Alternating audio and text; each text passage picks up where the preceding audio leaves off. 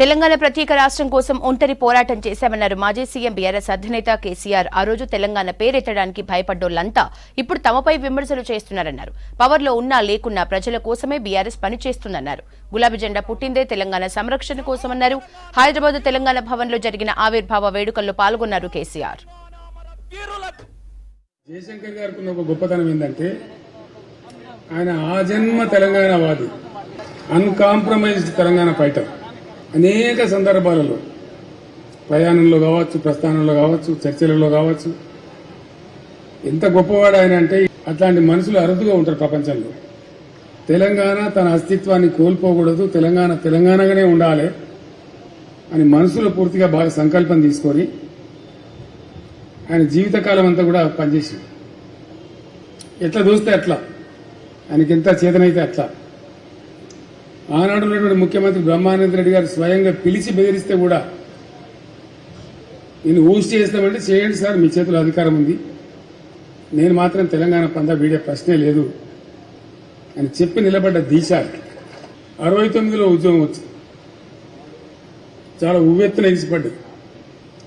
చాలా మంది పెద్దలు పోరాటం చేసినారు.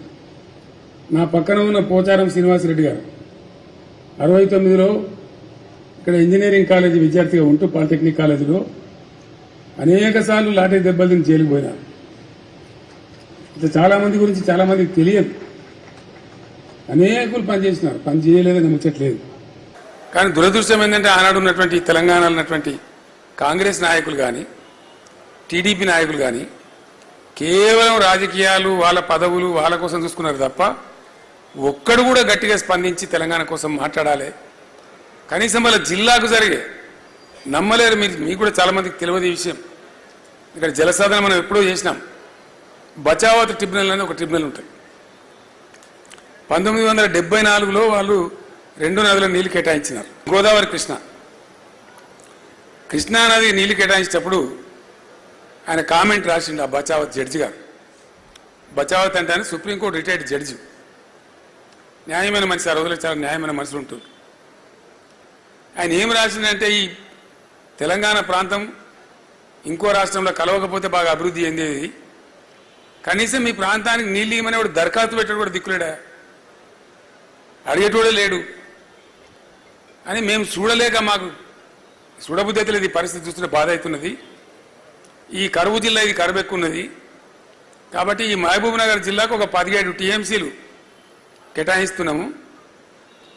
దీనికి వంకలు, కుంటి సాగులు పెట్టి ప్రభుత్వాలు ఎగ్గొట్టద్దు, ఖచ్చితంగా ఈయన్నే కట్టాలి, ఈ జిల్లానే కట్టాలి ప్రాజెక్ట్ అని కండిషన్ పెట్టి జూరాల ప్రాజెక్టుకు ఒక 17 టీఎంసీలు కేటాయించాడు. దాన్ని ముట్టినోడు లేడు, పట్టినోడు లేడు, అడిగినోడు కూడా లేడు. ఇక తెలంగాణలో ముఖ్యమంత్రులు కానీయగానే పోదురు. అయితే 6 నెలలకే దుకాణం పెట్టి ఏడాదికి దించేసాడు. దానికి పీవీ సార్ను కూడా అట్లే దించేసారు, అందరిని దించేశారు. ఆయనోళ్ళే 3, చెన్నారెడ్డి, అంజయ్య, పివి నరసింహారావు గారు. వాళ్ళని కూడా బతకనీయలే, ఏదో సాకు పెట్ట దించేయాలి.